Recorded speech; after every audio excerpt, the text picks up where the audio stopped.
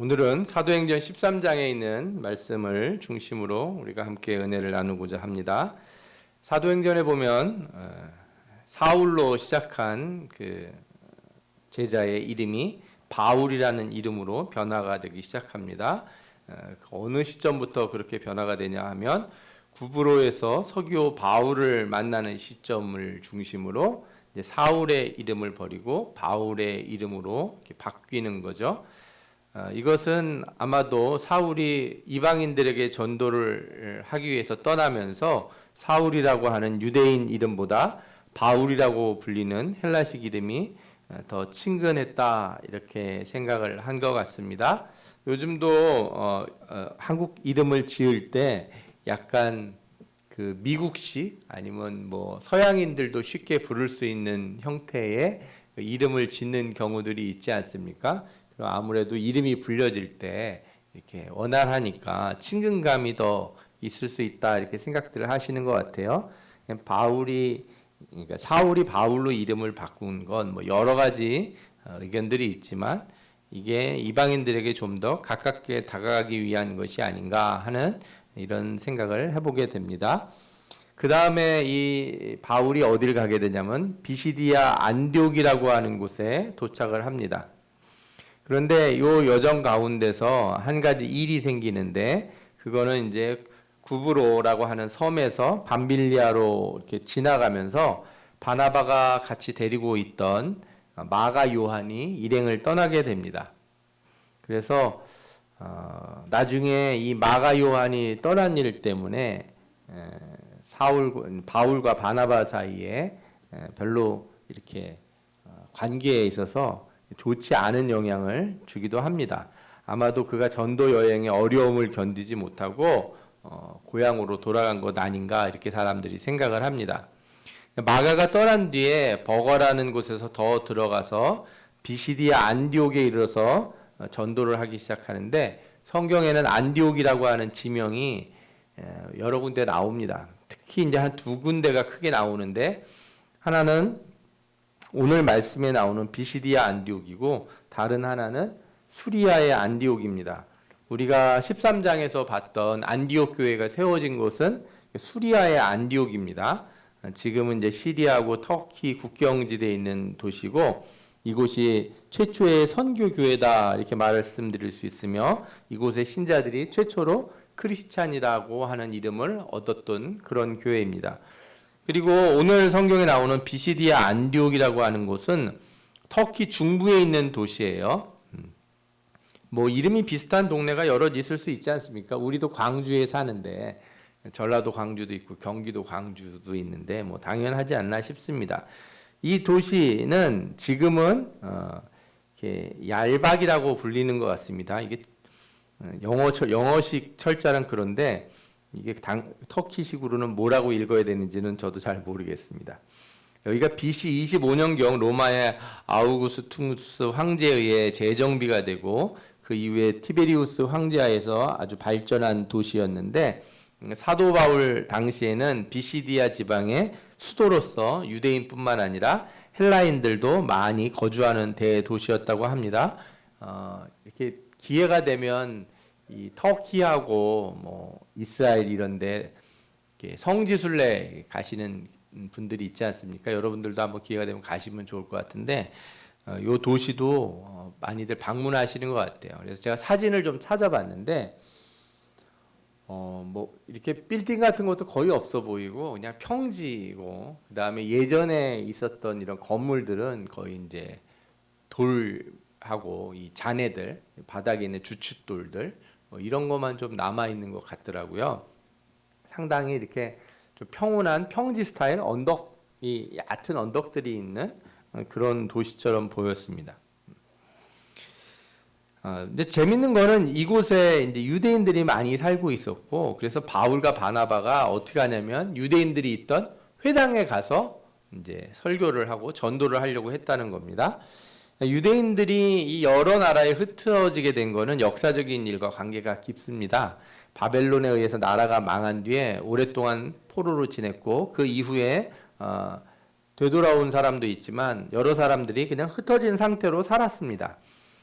왜냐하면 나라가 독립국가 형태로다가 지위를 얻지 못했기 때문에 그렇습니다. 바벨론이 끝난 다음엔 헬라의 통치를 받았고 그 헬라가 네 나라로 나눠졌을 때 그 중에 두 나라에 의해서 번갈아가며 통치를 받았습니다. 그 후에 잠시 동안 독립운동을 했음에도 불구하고 완전한 지위를 얻지 못하고 이후에 로마의 지배 아래 놓이게 됩니다. 이런 역사적 흐름 하에서 유대인들이 지중해에 있는 여러 나라들로 다 퍼지게 되는데 그곳에 가서 이 사람들이 어떻게 살았냐? 유대인들 이렇게 모여서 이렇게 함께 정신을 공유할 수 있도록 이렇게 회당을 만들고 그 회당을 중심으로 이렇게 모였습니다. 그 회당을 이제 영어로는 시나고그라고 부르는데요. 이게 터키니 뭐 이런 지역에만 있는 게 아니고요. 독일에 가도 있습니다. 유대인들이 모여있던. 그래서 예전에 히틀러 때는 그 시나고그에 유대인들을 가두고 이렇게 불을 질러서 이렇게 죽이기도 하고 하는 이런 나쁜 짓을 거행하기도 했습니다. 이 회당은 아주 오랫동안 존속이 됐어요. 지금도 회당이 많이 남아 있어요.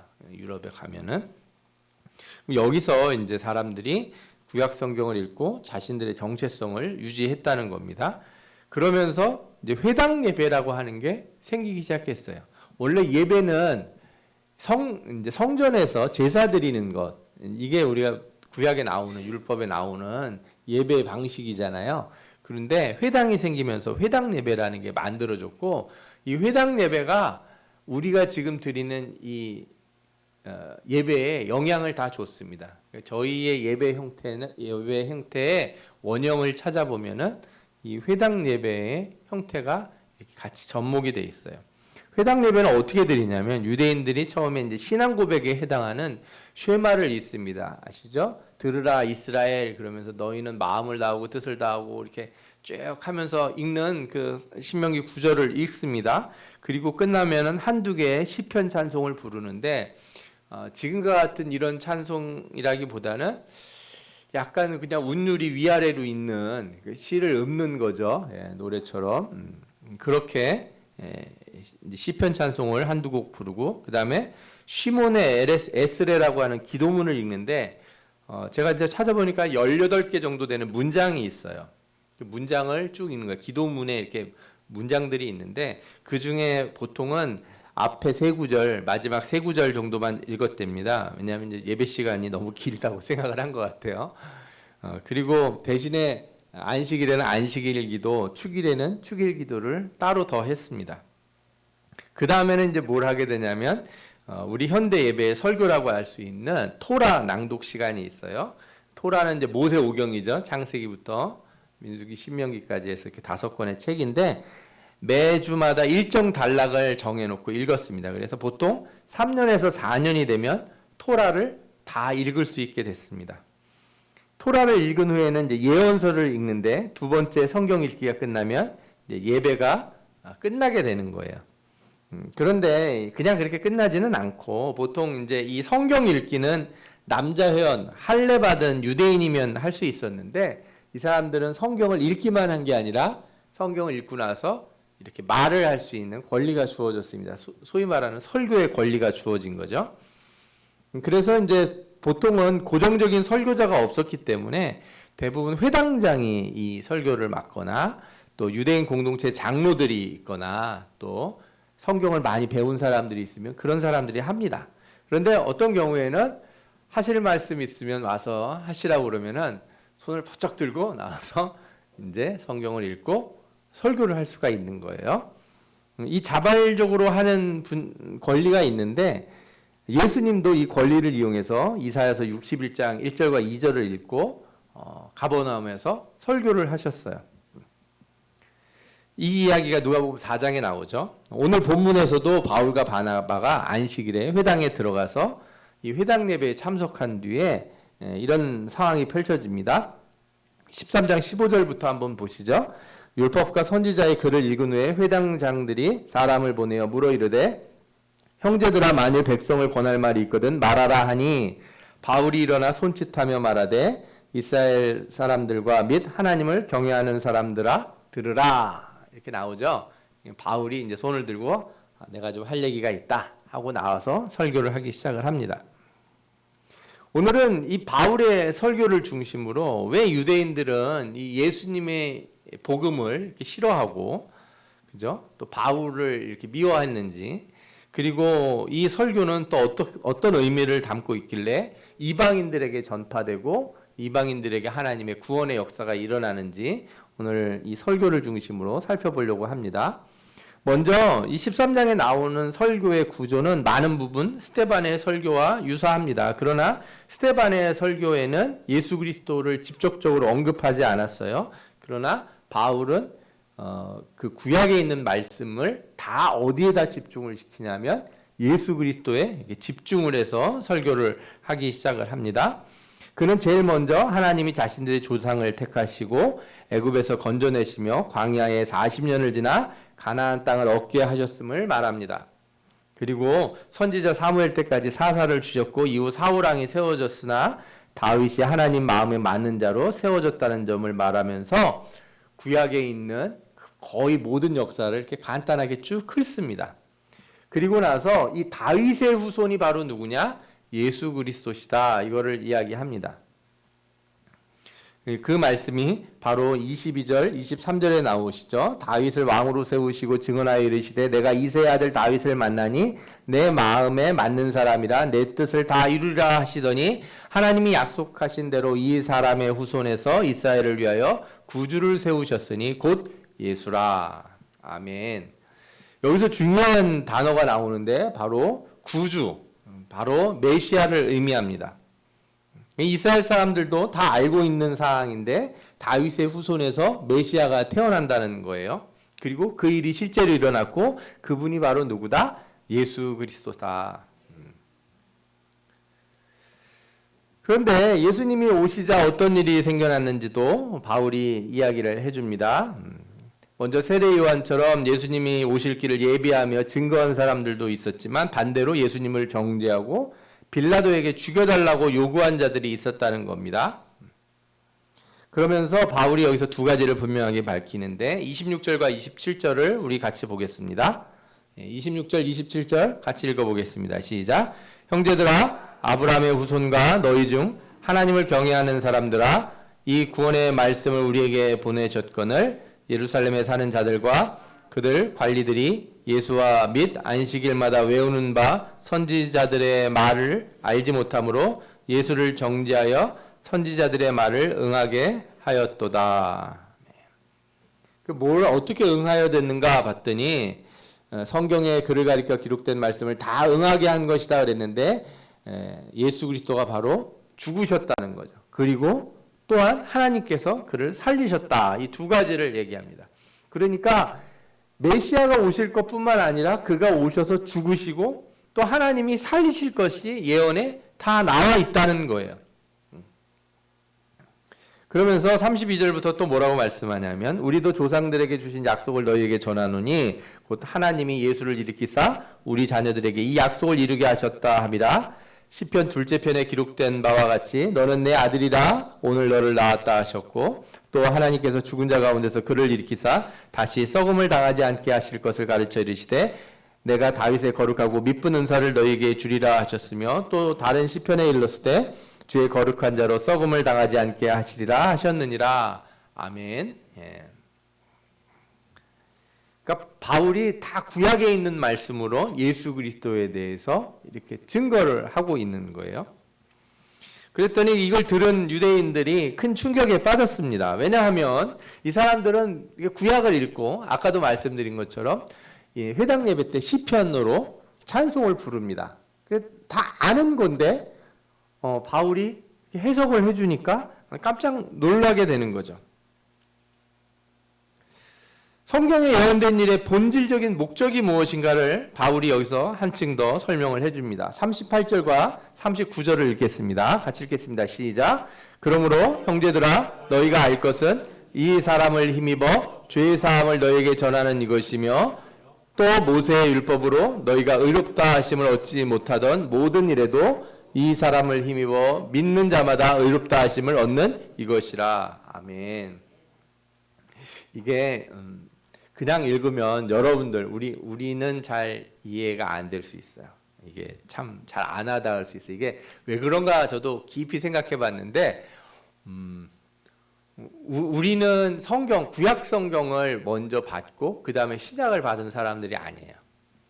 그래서 그냥 예수 그리스도가 우리를 위해 죽어주시고 우리를 구원해 주신 분 이렇게 그냥 바로 받아들인 거예요. 우리가 그래서 정말 은혜가 하나님의 은혜가 큽니다. 이게 그냥 와서 믿어졌다는 거는 정말 감사한 일이에요. 그런데 문제는 유대인들은 이걸 이렇게 못 받아들인다는 거예요. 메시아로서 예수 그리스도가 구약의 예언대로 오셨고 예언대로 죽으시고 예언대로 살아나셨는데 이게 왜 그러냐 하면은 그 예수 그리스도를 통해 죄 사함을 얻는 일이 나타났고 구약의 율법으로 의롭다 하심을 얻지 못하는 자들이 예수를 믿어서 의롭다 하심을 얻게 된다. 이게 메시아가 오셔서 하시는 가장 중요한 일이다. 이걸 지금 바울이 말해준 거예요. 유대인들이 이걸 이해를 못하는 거예요. 왜냐하면 유대인들은 아주 오랫동안 메시아를 기다리기는 했어요.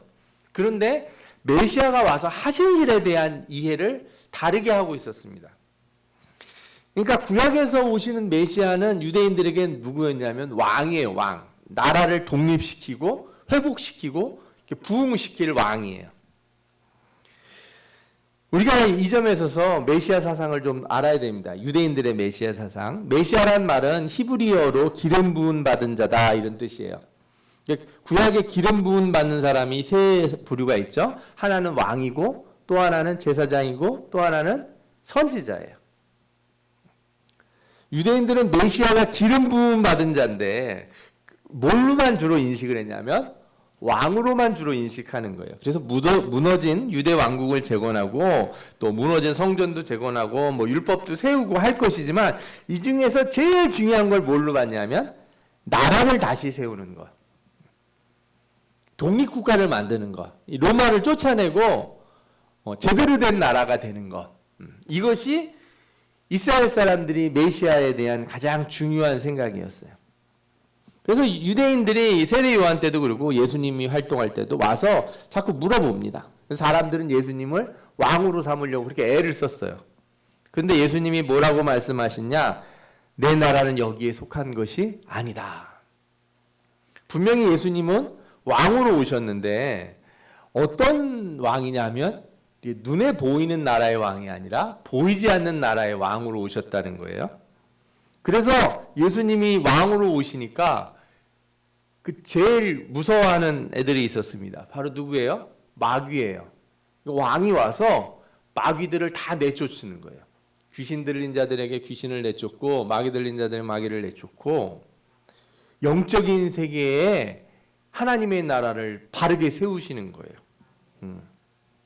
그런데 가시적인 나라, 이 보이지 않는 나라는 하나님의 나라가 왔는데 눈에 보이는 나라에서는 왕으로서 활동을 잘 안 하시는 거예요. 그럼 뭘로 주로 활동하셨냐? 주로 선지자로서 활동하셨어요. 선지자로서의 측면이 가시적인 측면에서 훨씬 더 강조가 되었다는 거예요. 이거를 메시아를 아는 사람들은 메시아가 오시면 선지자적인 역할도 할 거라는 것을 이해를 하고 있었어요. 일부는. 그러나 그 사람들은 그게 그렇게 중요하지 않은 거예요. 그래서 예수님의 기적을 보면 다 사람들이 뭐라 하냐면 당신은 선지자시군요. 이런 얘기들을 해요. 예수님을. 왜냐하면 구약의 기적들은 왕이 하는 일이 없습니다. 왕이 기적을 베푸는 일은 없고 대부분 기적은 누가 일으켜요? 선지자가 일으킵니다. 제사장이 일으킵니까? 아니에요. 제사장도 하지 않습니다. 선지자가 주로 하는 일이에요. 선지자는 기적을 일으킨 후에 항상 하는 게 있어요. 왕과 백성들의 죄를 지적하고 회개를 촉구하는 거예요.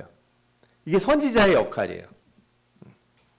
그러니까 메시아가 회개를 촉구하는 일은 당연한데 유대인들은 이게 싫은 거예요. 아니 그거 말고 좀 딴 걸 좀 하시면 안 되겠냐 이거죠. 나도 그런 측면이 있다는 걸 모르진 않지만 그러나 나는 그건 별로 이렇게 마음에 들진 않습니다. 그 회개 얘기 좀 안 하시고 왕으로서 먹을 것도 좀 챙겨주시고 경제도 좀 바꿔주시고, 우리나라도 대통령 뽑으면 항상 하는 얘기가 있잖아요. 좀 경제를 좀 살려달라. 경제 대통령을 뽑아야 된다고. 똑같습니다. 예수님이 오병이어 일으켜가지고 떡 막 나눠주고 그러니까 막 환호성을 질렀어요. 드디어 먹고 사는 문제가 해결되는구나. 그러면 사람들이 바글바글 모여들었습니다. 요즘 같으면 예수님 이름을 막 환호를 했겠죠. 예수님, 막 예수님 하면서 와 하면서 떡 주는 분, 막 오늘 가서 갔더니 떡을 주셨다며, 뭐 물고기도 주셨어, 막 이러면서 그 왕이 그렇게 필요한 거예요. 그런데 예수님이 뭐라 그러세요? 너희는 내 살과 피를 먹어야 된다. 갑자기 그런 얘기하니까 싫은 거예요. 그런 거는 좀 어려우니까 얘기 안 하시고 그냥 우리 배나 좀 어떻게 채워주시면 안 될까요? 예수님은 선지자적인 활동을 하시면서 또한 이 제사장적인 역할을 드러내셨어요. 백성의 죄를 대신하여 하나님께 제사를 드리는 자가 바로 제사장인데, 메시아가 이 일을 하시겠다는 거예요. 특히 제자들과 있을 때마다 내가 죽을 것이다. 그 죽는다는 게 뭐겠어요? 제물이 돼서 하나님 앞에 드려질 화목 제물이 된다는 거예요. 그러니까 왕을 기대하는 사람은 저 양반이 왕만 돼주면 좋은데 자꾸 죽겠다는 소리를 하니까 그러지 말라고 제발. 왜 갑자기 본인의 살과 피를 먹으라는 그런 무서운 얘기를 하냐 이거예요. 이 말했을 때 많은 사람이 떠났다 이런 말씀이 요한복음에 나와요. 바울이 회당에서 설교한 내용이 바로 이겁니다. 유대인들의 생각을 뒤집어진 거예요. 유대인들이 기대하는 메시아와 실제 성경에 제시된 메시아 사이에 차이가 있는데, 사실은 이게 차이가 있는 게 아니라 생각의 순서가 잘못된 걸 바로잡아 준 거예요. 그러니까 메시아 사역은 어떻게 되냐면 선지자로서 먼저 죄를 회개시키고 제사장으로서 제사를 통해서 우리를 깨끗하게 하나님 앞에 산 제물로 깨끗하게 변화시켜주고, 그 다음에 왕이신 예수 그리스도, 왕이신 메시아가 오셔서 나라를 세우시고 통치하시는 거예요. 순서가 이게 맞는 거예요. 그러니까 회개가 없고 죄사함이 일어나지 않은 데서 왕이 와봐야 어떤 왕이 됩니까? 이 죄인들의 왕인 거예요. 악한 자들의 왕. 서로 싸우고 지지고 볶고 욕심 부리고 거짓말하는 자들의 왕으로 되는 거예요. 그러니까 유대인들이 죄를 지적하고 죄사함을 주시는 예수 그리스도가 메시아라는 것에 대해서 거부감을 갖기 시작을 한 겁니다. 쉽게 말하면 그들은 회개 없는 회복, 죄사함 없는 하나님의 나라를 원했습니다. 그들은 세상의 나라들처럼 힘으로 세워지는 나라를 원했고, 회개 없이도 잘 먹고 잘 사는 그런 강대국을 메시아가 이뤄주기를 원했습니다. 그런 일은 하지 않고 스스로 죽음으로 나가는 어린 양과 같은 메시아, 너무 약해 보이고 자신들의 꿈을 짓밟는다고 생각을 했을 거예요. 제가 말씀을 보면서 확실하게 바울은 구약에 대해서 잘 알고 있었고, 그리고 성령의 인도하심을 따라 아주 중요한 포인트를 발견했다는 것을 깨닫게 됐습니다. 오늘 성경을 보면 바울이 뭘 얘기하냐면 39절을 보겠습니다. 39절을 잘 보십시오. 뭐라고 나오냐면, 또 모세의 율법으로 너희가 의롭다 하심을 얻지 못하던 이 모든 일에도 이 사람을 힘입어 믿는 자마다 의롭다 하심을 얻는 이것이라. 그러니까 바울은 무슨 고민을 했냐면, 내가 성경을 읽고 정말 중요한 게 뭐냐? 의롭다 하심을 어떻게 얻을 것이냐 이거야. 내가 의롭다 함을 어떻게 얻을 것이냐. 이게 예수 믿는 이유인 거예요. 이게 우리가 신앙을 가지려고 하는 이유. 여러분들 세상에도 종교가 많이 있잖아요. 모든 종교의 궁극적인 목표, 진정한 목표가 있으려면 뭐가 있어야 되냐면, 어떻게 하면 의로운 사람이 될 것이냐가 종교의 가장 궁극적인 목표가 돼야 돼요. 그게 아니면 다 무슨 목표를 찾냐면 부귀영화, 평안, 기쁨, 행복, 즐거움, 돈 잘 버는 거, 건강한 거. 이거는 종교가 아닌 거예요. 그래서 그래서 모든 의로움, 우리 인간이 가지고 있는 죄의 문제, 고통의 문제를 극복하고 의롭다 하심을 어떻게 얻을 것이냐를 찾는 종교는 그나마 자연 일반 은총 가운데서 그래도 유지가 돼요. 이게 예를 들어 제가 불교를 보면 여러분들은 이제 불교가 뭐 이방 종교니까 그런데 불교는 안타까운 면이 있어요. 이거를 참 잘 인식을 해요. 의롭다 하심을 어떻게 얻을 것인지 제가 보면 그런데 어떻게 얻으려고 해요? 다 잊어버리고 다 이렇게 머릿속에서 싹 지우면 그죠? 깨끗하게 무념무상의 상태로 그죠? 다 벗어나면 그런 걸 생각하는 것조차도 의롭게 될 수 없다고 생각을 하는 것 같아요. 그러면 그 해탈이라고 하는 경지에 오르른다고 보는 거예요. 그러니 그거는 누가 주는 게 아니잖아요. 의롭다 하심을 정한 분이 있을 거 아니에요. 의롭다는 기준을 정한 분이. 불교의 약점이 거기에요. 의롭다는 기준 자체를 없애는 게 제가 보기에는 불교가 추구하는 바예요. 우리가 믿는 신앙은 이 의로움과 죄됨의 이 기준을 누가 정하신 거예요? 하나님이 정하신 거고, 그래서 하나님이 정하신 기준에 따라서 의롭다 하심을 얻는 게 필요한 거예요. 이게 정말 중요해요. 그러면 성경을 읽는 사람은 이거를 위해서 노력해야 되잖아요. 구약 성경을 바로 읽은 사람들은 의롭다 하심을 얻으려면 율법을 지켜야 되는구나. 이게 고민거리인 거예요, 이게. 그래서 예수님 찾아온 바리새인들 중에 이 문제에 아주 깊이 고민한 사람들이 많았어요. 이 사람들은 제대로 된 바리새인들이에요. 제대로 성경 읽은 사람들이에요. 어떻게 하면 구원을 얻겠습니까? 내가 무엇을 하여야 구원을 얻겠습니까? 한밤중에 찾아와서 선생님 어떻게 해야 됩니까? 이걸 물어본 사람들은 진짜예요. 가짜들은 뭐예요? 어떻게 하면 돈을 많이 벌겠습니까? 예수님, 저희 형과 재산을 좀 나눠야 되는데 좀 나눠주십시오. 뭐 이런 거 물으러 오는 거죠. 예수님, 내가 이혼을 하고 싶은데 어떻게 했으면 좋겠습니까? 뭐 이런 거 물으러 오고. 그러니까 진짜 유대인이라면 정치가 불안하고 나라가 망하고 이거보다 더 중요한 문제가 있다는 걸 안다는 거예요. 그게 뭐예요? 내가 어떻게 해야 구원을 얻을 것인가? 내가 하나님을 믿는다고 하는데 하나님이 계시고 하나님이 율법을 말씀을 주셨는데 내가 아무리 해도 내가 이걸 지킬 수가 없고 아무리 노력을 해도 하나님이 정하신 기준에 도달할 수 없는데 하나님의 나라가 임한들 나는 과연 무엇이 되겠느냐 이런 질문을 할 수밖에 없는 거죠. 여러분 이런 생각을 하셔야 돼요. 예수님이 지금 오신들 여러분들이 회개하고 구원의 참된 기쁨을 소유하지 못한 이상 어떤 사람이 되는지 아십니까? 꿔다는 보릿자루마다 저기 예수님 오셔서 나 오랫동안 예수님 믿었는데 못 다가가겠는 거예요. 왜? 아니 구원받은 자들은 막 달려갈 거 아니에요. 그 나라의 주인공이니까. 근데 삐죽삐죽거리고 있는 거죠. 그동안 예수 믿으면서 뭐만 추구해서 먹고 잘 살고 잘 먹고 잘 사는 것만 추구하고 어떻게 내 통장이나 좀 촉촉하게 적셔 주십시오. 맨날 이런 기도만 했을 거 아니에요.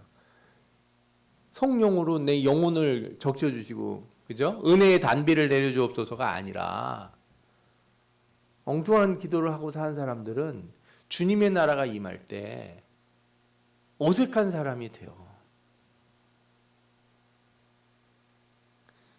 그래서 예수 믿고 구원을 받고 믿음으로 말미암아 의에 이른다는 말이 이게 생뚱맞은 말은 아닌데 그렇게 생각 안 하고 산 사람들에게는 생뚱맞은 말이에요. 이게 어색해요. 내가 아는 성경과 다른 말을 얘기한다 이런 얘기를 하는 거죠. 그 유대인들이 그때부터 바울을 괴롭히기 시작하는 거예요. 저들이 잘못된 걸 전한다. 거짓을 전한다. 이상한 걸 전한다는 거예요. 왜 이상합니까? 그러면 유대인이 아닌 이방인들은 왜 이걸 잘 받아들이겠어요? 어떤 이방인들이 이걸 받아들이냐? 인간에게 가장 중요한 문제, 구원의 문제. 내가 도대체 인생을 왜 사는가? 여러분들 죽은 다음에 구원이라는 게 없고 영생이라고 없고 이 죽음 이후에 세계가 없다면 우리는 열심히 살 필요도 없어요. 막 사면 무슨 상관이에요. 그냥 대충 살다 죽어도 아무 문제가 없습니다. 돈 많이 벌면 뭔 상관이 있고 없으면 또 뭔 상관이 있어요. 어차피 끝나는 건데 그거 들고 가지도 못하는 건데 아무 기억도 없고 내 존재 자체가 사라진다면 내가 열심히 살아야 될 이유 뭐 그냥 개인들이 알아서 갔든지 말든지 중요하지 않아요. 그런데 그게 아니라면 아주 심각한 거예요. 아주 심각한 거예요. 그래서 바울이 진지하게 얘기합니다. 그런즉 너희는 선지자들을 통하여 말씀하신 것이 너희에게 미칠까 삼가하라. 진지하게 좀 생각 좀 해봐라 이거예요. 보라 멸시하는 사람들아 너희는 놀라고 멸망하라. 내가 너희 때에 당하여 한 일을 행할 것이니 너희는 사람이 너희에게 알려줄지라도 도무지 믿지 못할 일이라 하였느니라 하니라. 이거 중요한 건데 이거 못 알아듣고 안 믿으면 큰일 난다는 거예요. 여러분 우리가 예수 믿는 이유는 오직 이거예요. 우리 구원받는 거. 우리가 예수 그리스도를 믿음으로 의롭다 하심을 얻는 것. 우리가 도저히 우리 능력과 노력으로는 할 수 없는 것. 이게 핵심이에요. 이게 핵심. 이 말을 듣고 사람들이 충격을 받아서 어떻게 했냐면 바울 선생님 다음 주에도 오시죠. 그래서 이제 초청 강의를 다시 한번 듣기로 했어요. 그런데 이 말을 듣고서 이제 뒷자리에서 이렇게 졸고 있다가 아이 저 사람 뭐가 이상한데 삐죽삐죽 하던 사람들끼리 모여가지고 저 바울이 자꾸 저런 얘기하면 안 좋을 것 같아. 그러니까 유대인들이 바울을 밀어내는 거는 뭐 다른 게 없어요. 이 죄의 문제를 지적한 것, 회개를 촉구한 것, 구약의 본질이 바로 구원과 의롭다 하심을 없는 이 문제인데 이 문제가 메시아를 통해서 이루어진다는 것을 연결지으려 하지 않는다는 거예요. 그죠? 죄와 상관없이 우리의 회개나 죄사함과 상관없이 우리나라가 잘 먹고 잘 살았으면 좋겠다 이거예요.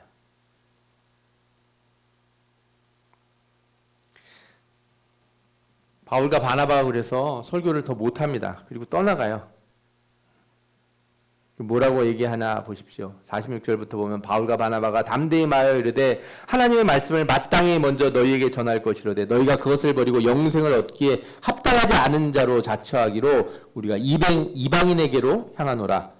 주께서 이같이 우리에게 명하시되 내가 너를 이방의 빛으로 삼아 너로 땅끝까지 구원하게 하리라 하셨느니라 하니 이방인들이 듣고 기뻐하여 하나님의 말씀을 찬송하며 영생을 주시기로 작정된 자는 다 믿더라. 아멘. 여러분 이게 안디옥 교회에서만 있었던 일이 아니에요. 안디옥에서만 있었던 일이 아니고 지금 이 시대에도 일어나는 일이에요. 수많은 신자들이 성경을 안다고 하지만 또 교회를 나오고 예수를 믿는데 기대하는 바가 달라요. 성경에 말하는 우리가 기대해야 될 바를 기대하지 않아요.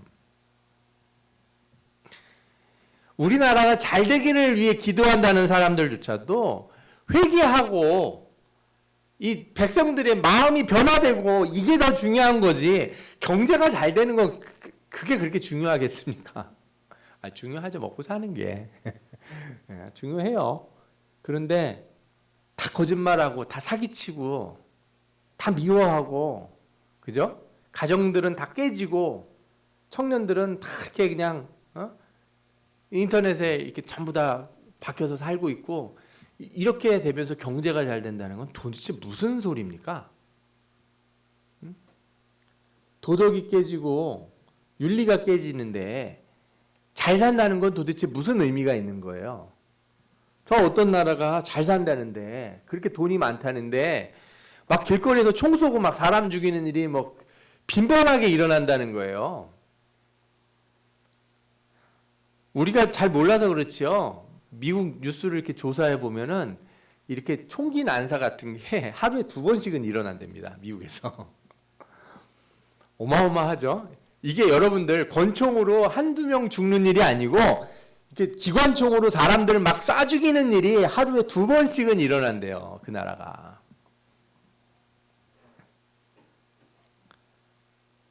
뭐 그렇게 되든 어떻게 되든 잘 먹고 잘 살면 될까요? 우리가 추구하는 바가 그겁니까? 우리나라에 가난하고 힘든 사람들이 늘어나든 말든 내 집값은 올랐으면 좋겠고 내 사업은 잘 됐으면 좋겠고 그게 옳은 자세냐 이렇게 우리가 물어볼 수 있는 거예요. 여러분, 선지자로서 죄를 지적하고 회개를 촉구하는 예수 그리스도를 만나지 않으면 그 다음에는 나를 위해 죽어주신 예수 그리스도, 제사장 예수 그리스도도 못 만나는 거고요. 그 나를 위해 죽어주셔서 죄사함을 얻게 하시는 그 메시아를 못 만나면 왕이신 메시아도 못 만나는 거예요. 그냥 왕부터 만나려고 그러지 마시고 그 좋은 나라부터 먼저 들어가려고 그러지 마십시오. 자격이 돼야지 될 거 아니에요. 자격이.